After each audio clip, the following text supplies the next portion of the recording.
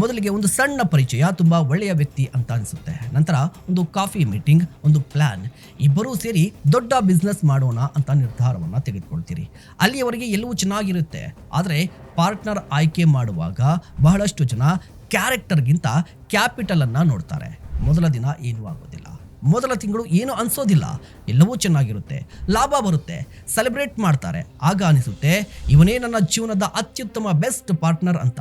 ಆದರೆ ಒಂದು ದಿನ ನಷ್ಟ ಬರುತ್ತೆ. ಅಲ್ಲಿ ಅಸಲಿ ವ್ಯಕ್ತಿತ್ವ ರಿವೀಲ್ ಆಗುತ್ತೆ.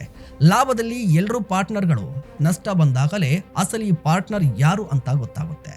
ಒಬ್ಬ ಟಾಕ್ಸಿಕ್ ಪಾರ್ಟ್ನರ್ ಕೇವಲ ಹಣದ ಸಮಸ್ಯೆ ತರೋದಿಲ್ಲ, ಅನುಮಾನಗಳನ್ನು ತರ್ತಾನೆ, ರಹಸ್ಯಗಳನ್ನು ತರ್ತಾನೆ, ಸುಳ್ಳುಗಳನ್ನು ತರ್ತಾನೆ, ನಂಬಿಕೆ ದ್ರೋಹವನ್ನು ತರ್ತಾನೆ. ನಿಧಾನವಾಗಿ ನಿರ್ಧಾರಗಳು ವಿಳಂಬ ಆಗುತ್ತೆ, ಚಿಕ್ಕ ವಿಚಾರಗಳಿಗೂ ಜಗಳ ಶುರುವಾಗುತ್ತೆ.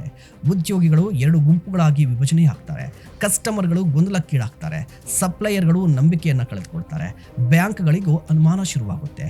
ಹೊರಗಿನಿಂದ ಕಂಪನಿ ಇರುತ್ತೆ, ಆದರೆ ಒಳಗಡೆ ಪ್ರತಿದಿನ ಯುದ್ಧ.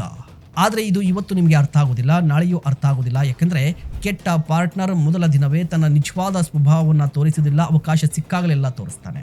ಒಂದು ದಿನ ಕಂಪನಿಯ ಅಕೌಂಟ್ಸ್ನಲ್ಲಿ ಸಮಸ್ಯೆ ಶುರುವಾಗುತ್ತೆ.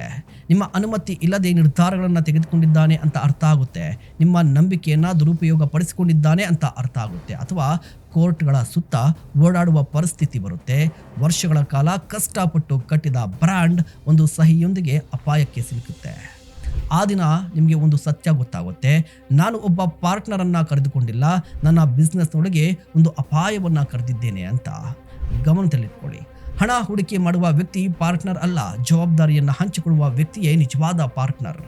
ಪಾರ್ಟ್ನರ್ಶಿಪ್ ಶೇರ್ಗಳಿಂದ ನಡೆಯುವುದಿಲ್ಲ, 100% ನಂಬಿಕೆಯಿಂದ ನಡೀಬೇಕು. ಯಾಕಂದರೆ ಕ್ಯಾಪಿಟಲ್ಗಿಂತ ಕ್ಯಾರೆಕ್ಟರ್ ದೊಡ್ಡದು, ಅನುಭವಕ್ಕಿಂತ ಪ್ರಾಮಾಣಿಕತೆ ದೊಡ್ಡದು, ಬುದ್ಧಿವಂತಿಕೆಗಿಂತ ಮೌಲ್ಯಗಳು ದೊಡ್ಡವು. ಸೊ ಇವತ್ತೇ ಒಂದು ನಿರ್ಧಾರವನ್ನು ತೆಗೆದುಕೊಳ್ಳಿ. ಪಾರ್ಟ್ನರ್ಗಳನ್ನು ಆಯ್ಕೆ ಮಾಡುವ ಮೊದಲು ಅವನ ಬ್ಯಾಂಕ್ ಬ್ಯಾಲೆನ್ಸನ್ನು ನೋಡಬೇಡಿ, ಅವನ ವ್ಯಕ್ತಿತ್ವವನ್ನು ಪರಿಶೀಲನೆ ಮಾಡಿ. ನೀವೇನು ಹೇಳ್ತೀರಾ? ದಯವಿಟ್ಟು ಕಮೆಂಟ್ ಮಾಡಿ. ಇಂತಹ ಮತ್ತಷ್ಟು ಕಂಟೆಂಟ್ಗಾಗಿ ನೋಡ್ತಾ ಇರಿ ಸುಮನ್ ಟಿವಿ ಬಿಸ್ನೆಸ್.